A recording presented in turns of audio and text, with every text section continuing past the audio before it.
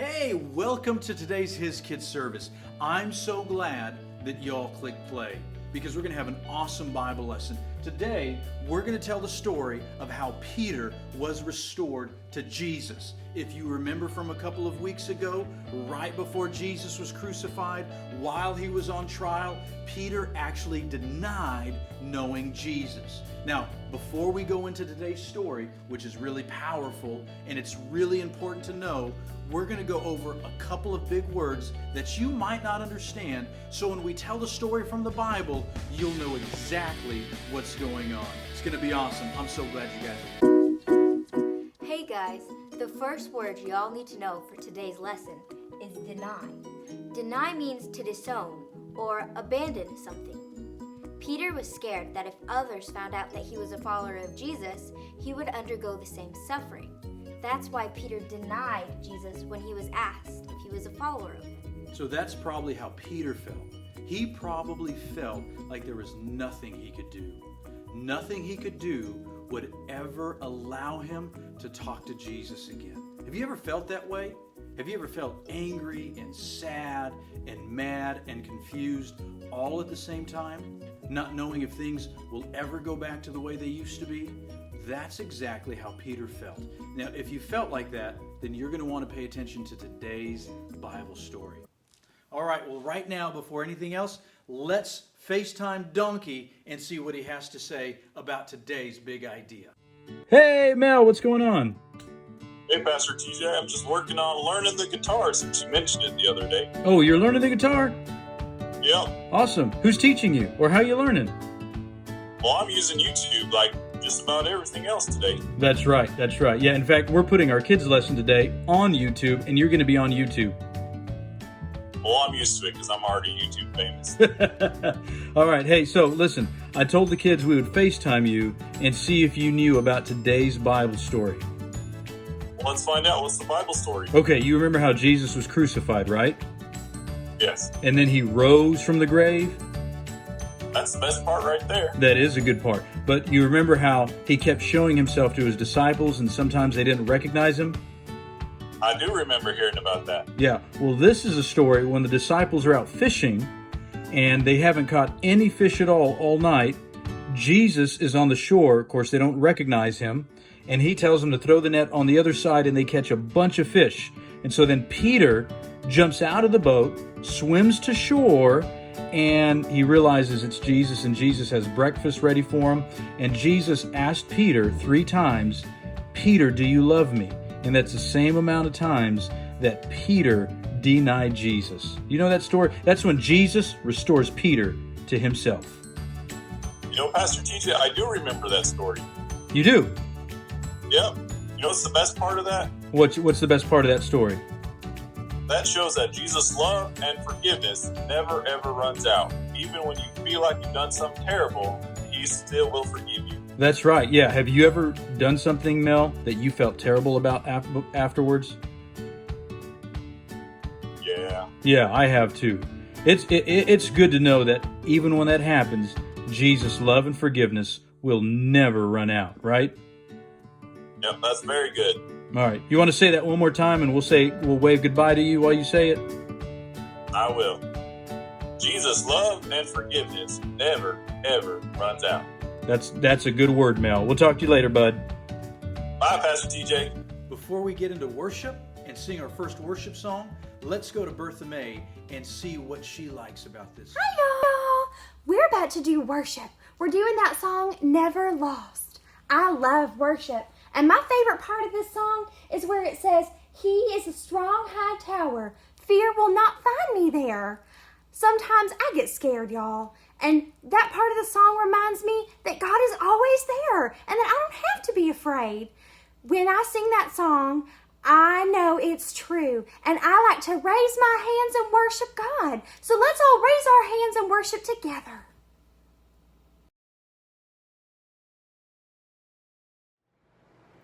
Hey guys, I'm sure some of you know who I am, but if you don't know who I am, my name is Brother Jonathan. Not Brother Jonathan Holbert though, he's different. I'm Brother Jonathan Rubin.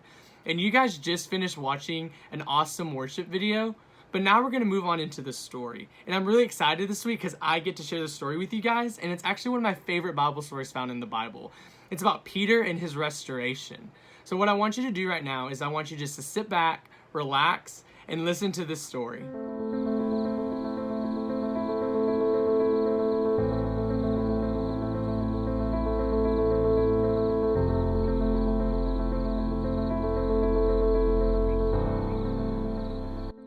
As Jesus spoke to his disciples for the last time, he explained that he would be taken from them to suffer and die.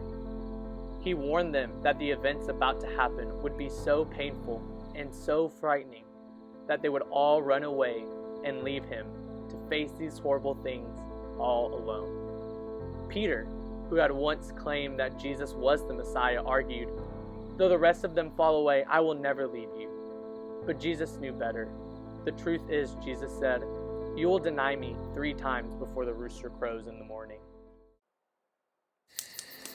Just as Jesus said it would, the night turned to terror and he was taken away. Just as Jesus said they would, his disciples, scared and confused, scattered in every direction. Peter, trying to follow Jesus at a distance, crouched in the shadows to hide near a warm fire. A young girl looked in his direction and asked, "Weren't you with Jesus?" Peter responded harshly, "I don't know what you mean." Peter quickly got up and rushed away. Later that night, another servant girl recognized Peter and announced, "This man was indeed with Jesus." Peter denied it and said, "I don't know the man." Another person standing nearby insisted, "You are one of them. I recognize your accent." Peter, becoming more and more upset, cried out, "Let me be cursed if I am lying to you. I do not know who you are talking about." When these words left his mouth, the rooster crowed. Remembering what Jesus had said, Peter began to cry bitter tears of hurt and regret.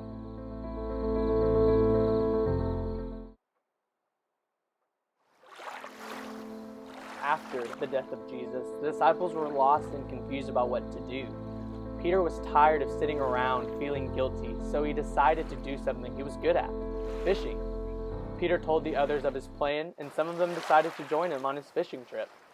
They fished through the night, but they caught nothing. Early in the morning, exhausted and disappointed, they finally gave up and headed back to the shore. Tired and disappointed, they rowed toward the land. And as the morning light was just appearing, the disciples could barely make out what looked like a man standing on the shore. The mysterious figure called to them, "Children, did you catch any fish?" Puzzled, they answered the stranger, "No." The man then said, "Cast the net off the right side of the boat, and then you'll catch something." Shrugging their shoulders, the disciples did as the stranger suggested. The nets filled with so many fish, the men could not pull them all in. One of the disciples recognized who had been talking to them, and he cried out, "It's the Lord!" Peter was so excited. He jumped out of the boat, diving into the water to reach him. Once all the disciples made it to the shore, Jesus invited them to join him by the fire for a breakfast of fish. They talked and laughed together like they had done so many times before. Except now, the fellowship was so much sweeter. Their hero and master had defeated death, and he was back to share the victory.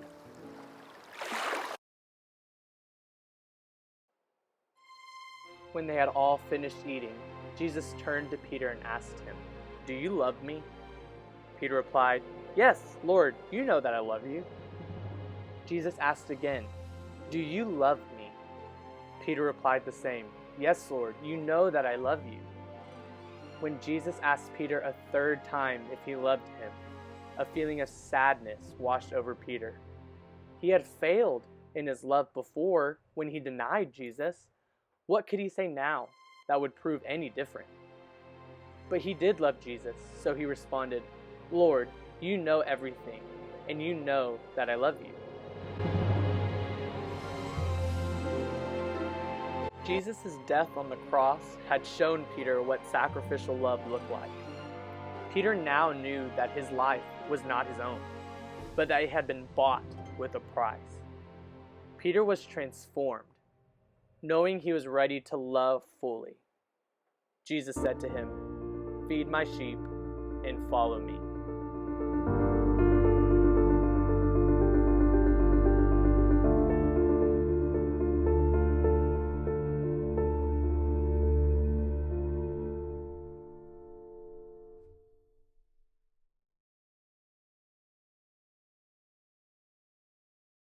Now, Peter felt really bad about denying Jesus. He thought, I've done something so wrong, there's probably no way Jesus would ever want to talk to me again. And he felt guilt. He felt his conscience was being pricked. And if we can show you what it felt like, it probably felt like this. So here's probably what it felt like in Peter's heart. He was minding his own business, just like Sister Aaliyah is minding her own business, getting ready for the lesson. And I'm going to take this bed sheet and wrap it over her head and surprise her. Watch what she does. Boom! Got you! What's going on? I can't see. Oh, ow. Now, before we tell the Bible story, I want to see how much y'all remember. So let me show you the first picture. This is Peter, and this is Jesus. Who said they would follow Jesus even to the death? I'm going to give you 3 seconds. 3, 2, 1. If you said Peter, you're absolutely right. All right, here's question number 2. Look at the slide. Here's Peter, and here's a bunch of other people with a little girl around a campfire. This is right before Peter is asked if he's with Jesus, and he denies knowing Jesus. But where are the other disciples? After Jesus was arrested, what did the other disciples do? I'm going to give you 3 seconds. 3, 2, 1. If you said they ran and fled, you're absolutely right. All right, what about this question? Here's a hard question. Here's Peter, and you see the rooster's getting ready to crow, but before he denies Jesus, somebody recognizes that Peter may have been with Jesus. What do they notice about Peter that makes these people think he's not one of us? He must have been with Jesus. I'm going to give you 3 seconds. 3, 2, 1. This is a hard one. So if you said they recognized Peter's accent, the way he speaks, you're absolutely right. Give yourselves a pat on the back. Okay, you're going to like this picture best because I'm not in this picture. But here's a picture after Jesus was crucified and risen from the grave already. This is a hard question. What did Peter do after Jesus rose from the grave? I'm going to give you 3 seconds. 3, 2, 1. If you said he went back to go fishing like he did before, you're absolutely right. Give yourselves an air high five.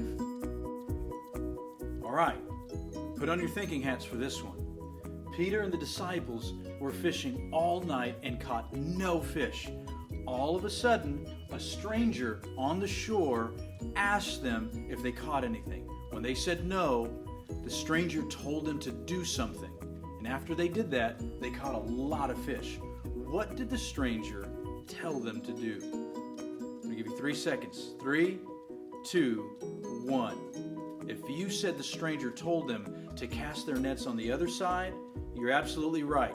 Now your mom and dad owe you. All right, look at the picture. Here comes the next question.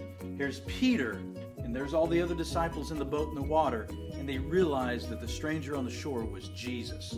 When Peter realized it was Jesus on the shore, what did he do? I'm going to give you 3 seconds to shout it out. 3, 2, 1. He dove out of the boat and into the water and swam to the shore because he realized it was Jesus. If you said something like that, you're on a roll. This is my favorite part of the Bible story.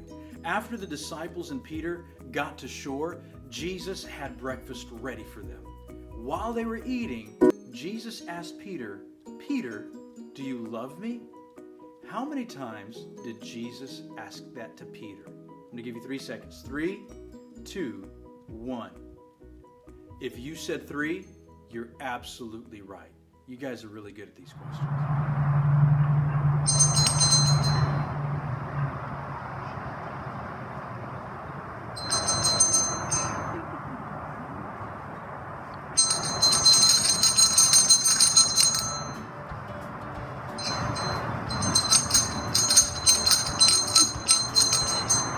Scared.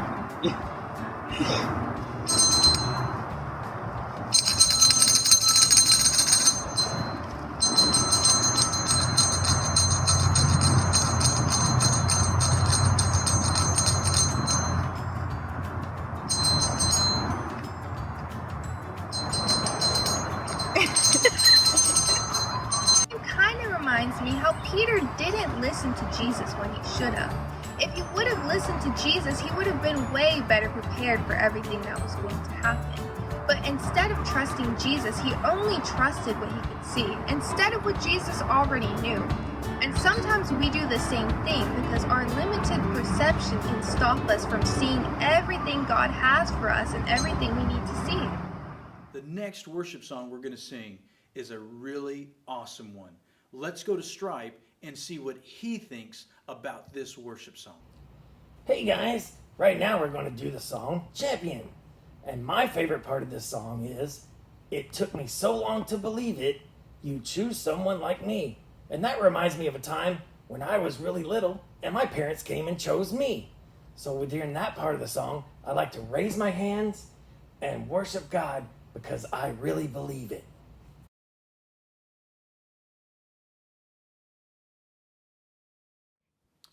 We're going to have some good questions and discussion about this part of the story.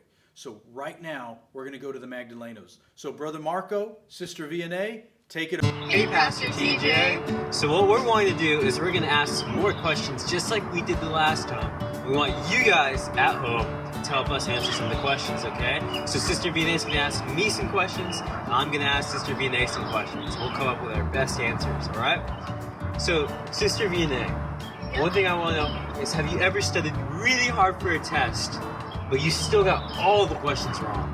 Well, I don't know if I got all the questions wrong, but definitely it's happened before for me on math tests. Sometimes I'll study so much, and then I'll get the test back and go, oh no, that didn't go well. And you know, it kind of reminds me how in the story, how Peter knew that Jesus was the Messiah, and he knew he loved Jesus so much. But when Jesus described what would happen, Peter thought, you know what he said, that's not going to happen to me. But just like when we take the test and don't do well on it, things can change in a moment. I actually have a question for you. I was starting to wonder if your favorite thing like in the world was to stick pickles up your nose and someone asked you what your favorite thing to do was, would you admit to them that's what you loved? Probably not. I don't think I would Why not? tell people I want to stick pickles up my nose. You know, I don't think I'd do that because I'd be really scared that people would think like I'm a weirdo. Because, I mean, if I did that, that would be a little weird. But hey, if that's what you like to do, that's what you like to do. But you know, just like Peter was really scared that people were going to find out he was a follower of Jesus. And he was so worried, in fact, that he denied that he was a follower of Jesus. Because he thought that he was going to be treated the same way Jesus was. And so in that moment, Peter chose to be afraid rather than to choose love. I actually had another question to ask you. So I was wondering, have you ever met someone who had an accent? You know what? I think our dad actually has an accent, which is pretty funny. I didn't even realize that up until recently, just because I'm so used to hearing his voice. But accents are when the way people pronounce certain things from different places around the world, whether we believe it or not, we might have an accent to someone else who might not be from here, which is pretty crazy. So in this story, Peter's accent actually gave away where he was from, and so where he was from was also where the other disciples were from. And so people were clearly able to see past the lie that Peter was telling them, which really shows that honesty really is the best policy, because the truth will come out whether you want it to or not. That's a good answer. Alright, Sister Renee, so now I have a question I actually want to ask you. And remember, you guys at home can answer this too. So I want to know, how do you make a sandwich? Well, making a sandwich is pretty simple. You just take one piece of bread and another piece of bread, and then you take whatever you want in the sandwich and you put it together. That's a pretty solid answer. You know, it's really easy to make a sandwich, and I think almost anyone can do it. And it's kind of like how Peter and some of the disciples felt about fishing, because they were so good at it because they did it so much that to them it was basically as easy as making a sandwich. And it reminds me that sometimes when we're sad and when our brains are troubled, it's a good thing for us to go and do something that we like, and that's easy for us to take our minds off of it. Alright, so I have another question for you, Sister Vianney, another question for you guys at home. I want to know, has anyone ever given you really good advice before? You know, I actually have gotten really good advice before from our dad. And the thing is, you know, sometimes when we need advice, we can go to people at church or our friends, and usually they can help us out because either they're wise or they've gone through the same thing or they know someone who's gone through the same thing. And like in the story, the disciples met someone by the shore who helped them and gave them advice. And the disciples decided, well, it can't hurt me to follow it, so I might as well, which actually resulted in helping them big time. Which reminds me that every time we go through something and need advice, Jesus can help us. And he will always tell us where to cast our fishing nets. Okay, so I actually have one more question for you and for you guys at home. So I was wondering, who or what would make you jump out of a boat and swim as fast as you could to shore, just like Peter did to see Jesus? You know, I think if I were really, really hungry, I'd probably swim to shore to get some food. Like if I saw a big, juicy hamburger there, I would be so happy. Or maybe a slice of pizza, that'd be it. But I love that story because you love to see how happy Peter really was whenever he got to see Jesus again. And I think one day we're all going to be really happy whenever we finally get to see Jesus right in front of us. Well, we hope this helps. So now back to you, Pastor TJ. Hanging out with us today. I know it may not seem like it, but today's Bible story is a really awesome one. It shows a lot about who Jesus is, and it shows a lot about who we are, and it shows that no matter how many times we fail, that Jesus is always going to be there to restore us.